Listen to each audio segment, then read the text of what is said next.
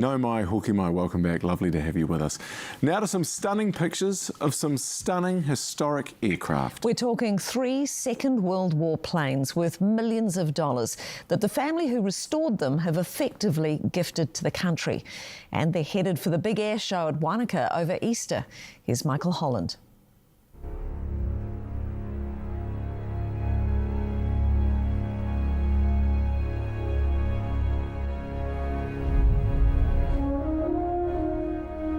At peace, pure perfection. It's a beautiful aeroplane from any angle.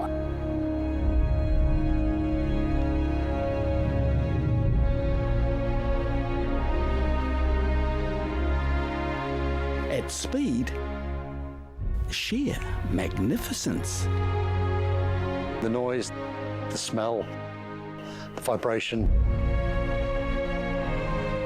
Big Merlin engine, 27-litre V12, producing a lot of power. It's just a beast.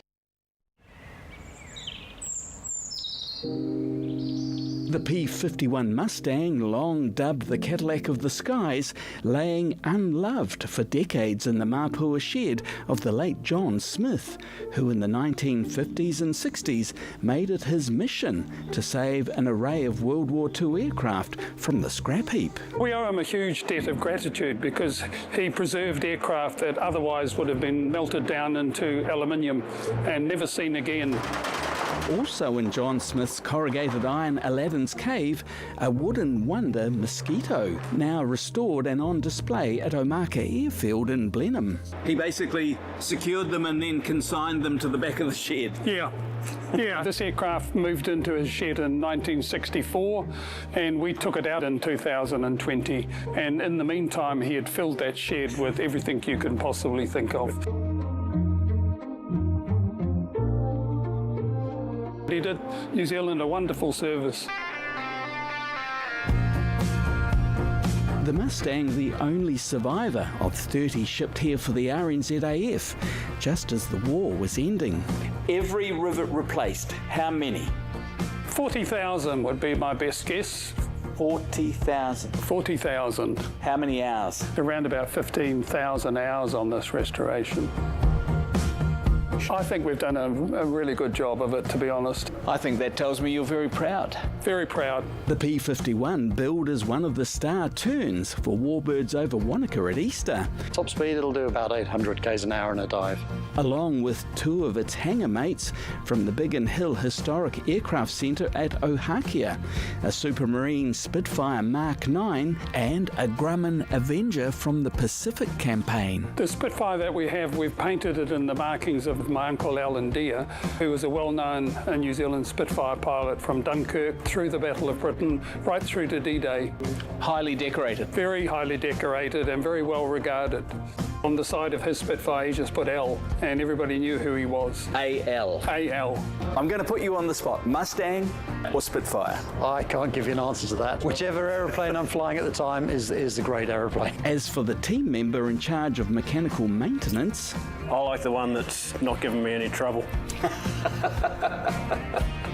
Which at the moment is all 3 of them, so that's great. Yeah. it would be a whole lot easier and cheaper if they were static displays. Yes, but that's boring. Static displays don't make noise. Static displays, the people have to come to the aircraft. We can take the aircraft to the people. And with the people firmly in mind, the aircraft have been placed in a trust to ensure they live on as national aviation treasures. We've gifted the aircraft to the Biggin Hill Trust so that they belong effectively to New Zealand, and we want to see them remain in New Zealand, and we hope that they'll still be flying in 50 years.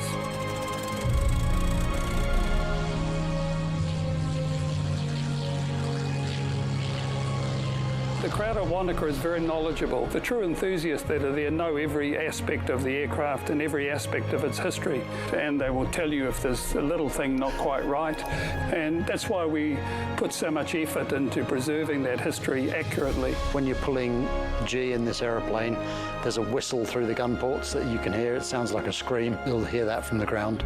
We've got 3 fantastic pilots, 3 fantastic aircraft. Put those 6 things together, you're going to get a great show.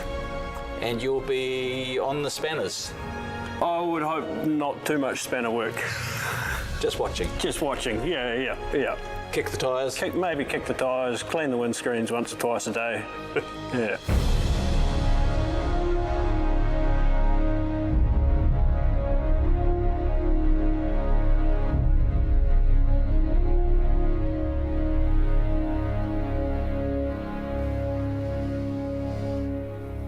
Oh, beautiful craft.